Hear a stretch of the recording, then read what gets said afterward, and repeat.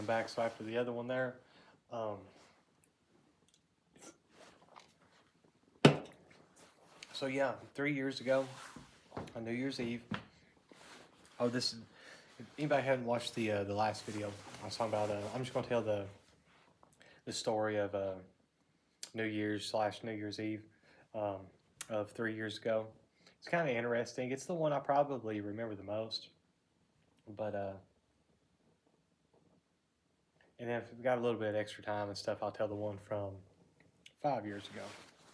So, excuse me. Anyways, well, 5 years ago, actually 6 years ago. Okay. Anyways, so 3 years ago, wife was pregnant, about 8 months actually, and we went up to her brother's house, which he lives probably about 45 minutes away. He lives in town, and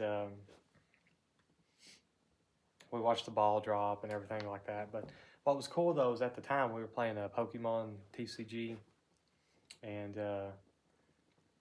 we were playing it. And like I say, we got her brother and his wife into it, and my wife was getting pretty focused on it and stuff because she's having a hard time sleeping at night due to pregnancy and everything.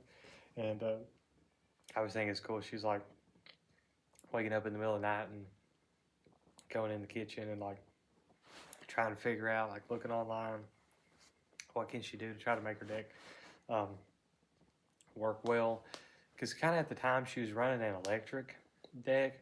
What it was, we bought, I can't pronounce it correctly. I want to say it's Zoroastrian or it's not that, but it's something like that. Starter deck, and then I got the Deoxys one. Well, actually, we just bought both of them, and then we was just kind of like, hey, whoever wants one gets the other, and she picked that one. I picked Deoxys. It just kind of worked out that way. So mine was Psychic. I eventually kind of upgraded it and started running a Mimikyu deck out of it, but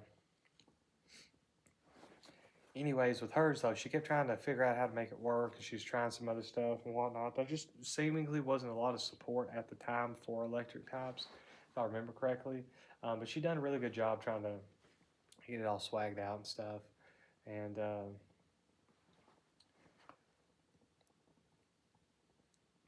see, her brother was running a Metagross, all them guys like Steel Deck, and then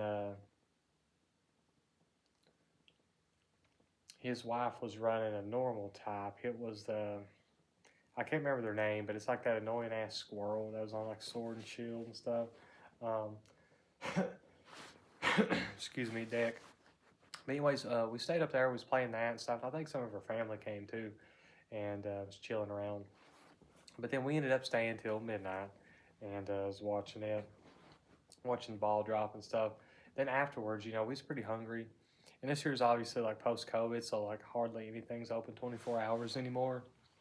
And but there was a gas station that I was aware of, and it's if anybody's not familiar, it's not a 7-Eleven, but it's kind of like one. Not as big or cool that they had. They have like food and shit there, like just gas station food, And we went there, and like I say, wife's super pregnant. She's like, kind of hurting to move around, shit like that. But we walked in there because we was gonna see if they had like them gas station hot dogs on the rotisserie and stuff like that. Walked in there, there was literally 3 crackheads, just like standing around the rotisserie, just like talking and stuff. I always talk about,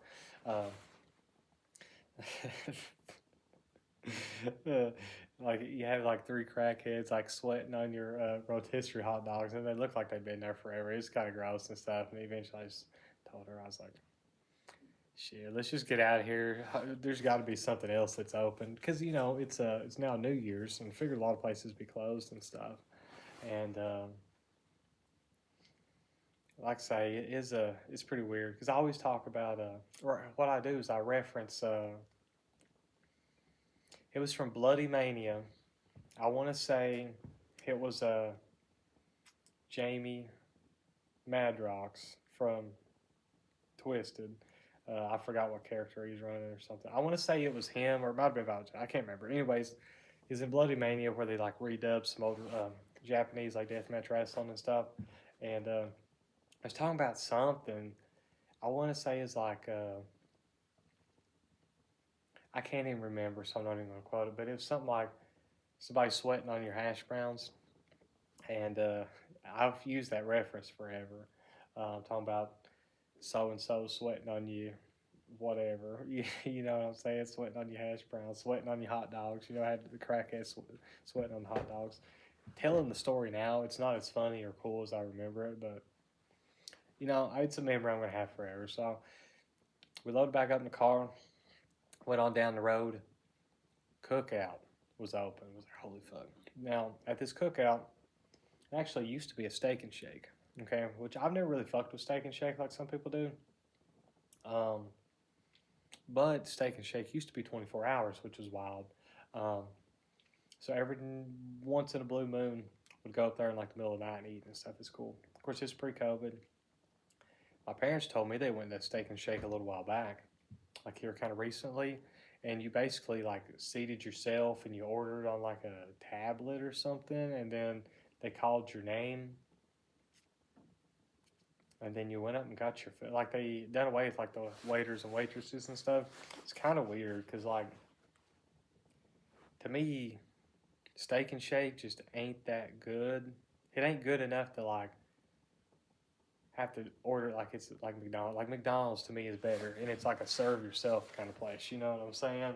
Um, but for Steak and Shake, it ain't good enough to warrant that. Like the fact that it was a sit down kind of fast food type place was the appeal to me, anyways. But yeah, so that was wild. But anyways, it got replaced with Cookout,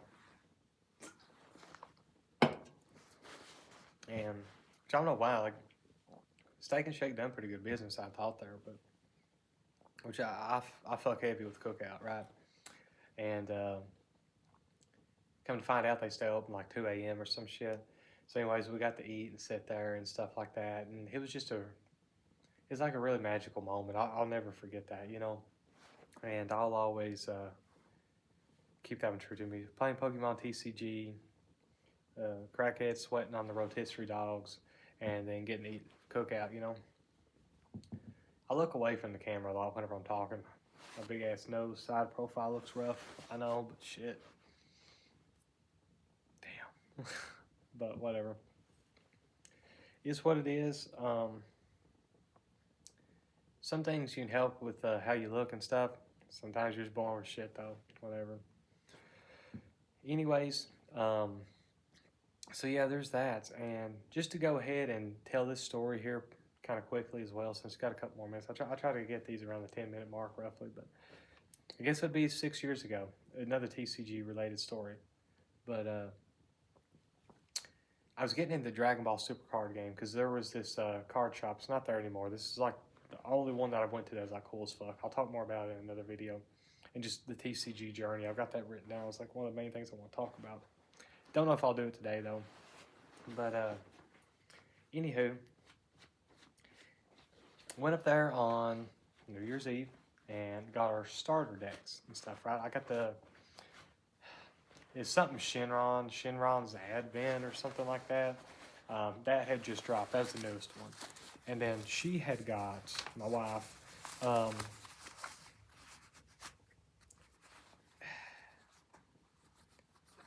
I want to say it was like Super Saiyan Blue or something like that. Starter deck. It was like a couple before that, 2 or 3 before that or something. And anyways, the guys running the shop, he kind of taught me how to play and stuff. My wife was there watching, chilling. And then we took it back to my parents' house because we were still living with my parents then. Or I was, she was living with her parents. But, you know, we basically, at that point, we were kind of like living together. It's like she would go stay at my house for a day, and then I'd go stay at her house for a day. Like, we just always like together back and forth. Like, it was just like getting time for us to get our own place and do our own thing, you know. So we doing roaster. Want to come on in here and chill? Get the heater going.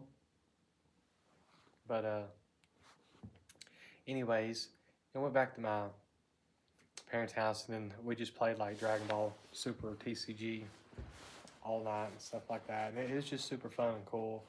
Um, that was the most fun I ever had. Playing a TCG was Dragon Ball. Probably like playing Pokemon better though in general, but just the place and the community there and everything, it was great. It was such a good time. I look back on that time so fondly.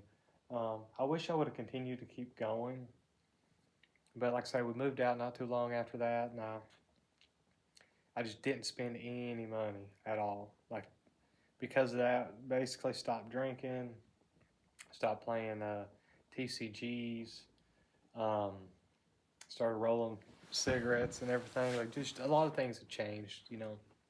But yeah, so I've noticed this every year. Me and my wife talked about it a little while back. Is whenever it starts getting cold, especially whenever the time changes and stuff like that, and I start really wanting to get into fucking TCGs again, um, TTRPGs. Last year got heavy into Beyblade and stuff. Around this time of year, the new Beyblades are awesome.